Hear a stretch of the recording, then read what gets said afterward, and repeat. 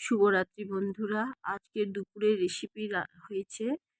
আজকে হয়েছে আমার পছন্দ মতো হয়েছে যে সজনের শাক রসুন দিয়ে ফোড়ন করে, আর হয়েছে সোয়াবিন, আলু আর সোয়াবিন দিয়ে একটা সবজি হয়েছে।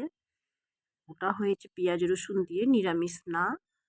এই যে দেখাচ্ছে সোয়াবিন, যেহেতু ও রান্না করেছে এটা। আর তারপরে সকালে টিফিন হয়েছে কাবলি ছোলা আর কলের ময়দার একটা লুচি, শুধু কলের ময়দা দিয়ে নান টাইপের। আর ও করেছে, ও সকালে বৌমাই করেছে। আর আমি করেছি সজনের শাক, তারপরে করেছি মূলো ভাজা।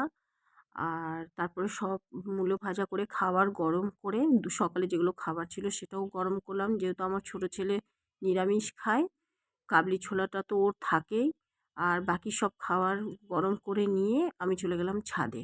ছাদে যেয়ে দেখছি সব ফুলের গাছগুলো নষ্ট হয়ে গেছে, সব না বাঁধার জন্য। এগুলো হচ্ছে চন্দ্রমল্লিকা ফুল, সেই গাছগুলো নষ্ট হয়ে যাচ্ছে, তাই